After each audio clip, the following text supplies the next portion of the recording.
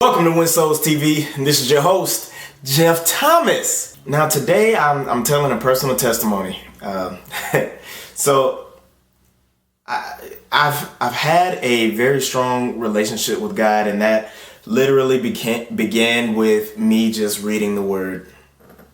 Well, slowly after having experiences with Him, I began to get a little prideful. There was pride there at times. There was doing specific things just to get more out of God. And so I went through a lot of phases with the Lord. But initially, I was literally just coming to Him to get to know this Jesus that all of these people had heard about. I had never experienced Jesus for myself. And so when I began to read the Word, things began to happen. Well, when those things stopped, then it was just kind of like my relationship with the Lord slowly but surely started to dwindle. And I felt so weak. Well, in the midst of that weakness, I began to get a little angry with God. Some people say, "Oh, I'll never get angry with God," or "I'll never do this, I'll never do that." And so just sparingly, I would read the Bible here and there, and slowly but surely, I started, moving backwards rather than moving forward toward the Lord. And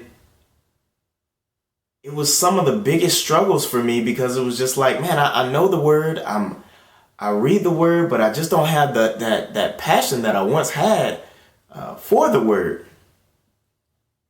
And then I began to make comments to certain friends, and I was just like, man, I just find it so hard to remain consistent in the Word now.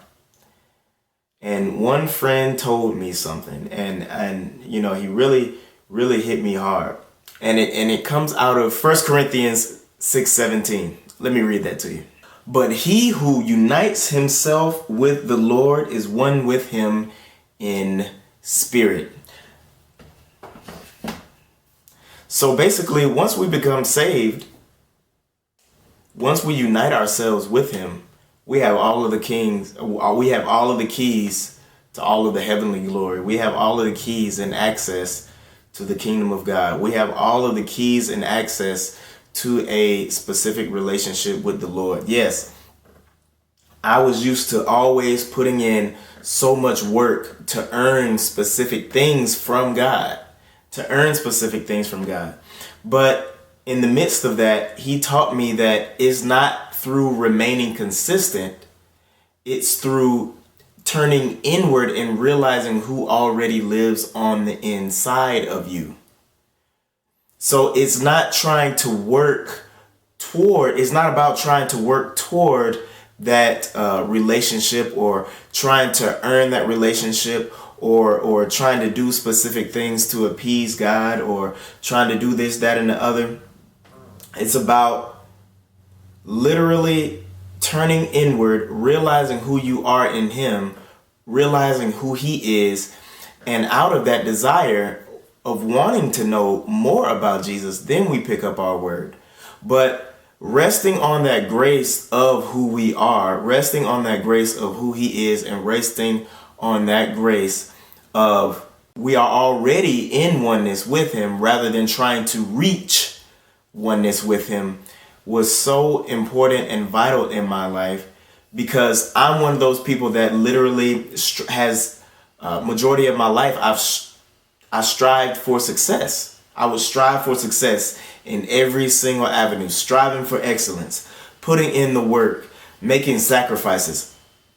And I'm not saying that those things won't come with Jesus, but also there is an important thing that I think that not only me, but a lot of us are missing, and it's that turning inward part and realizing that we are already one with Him, and not allowing Satan to sit here and talk, "Oh, well, guess what you just did last night? Or guess what you just did over there? Or guess that little cuss word that you just said over there? Or guess, blah, blah, blah, blah, blah." Don't allow that to hinder you and your relationship with God, and realizing that you are already joined with him. I hope this message has blessed you, because I'm telling you right now, that was one of the toughest things for me to realize, even though the word tells us that there was nothing that I could have done to be saved in the first place. Jesus did it all on the cross, and by me trying to work for it, it's like I'm crucifying him all over again.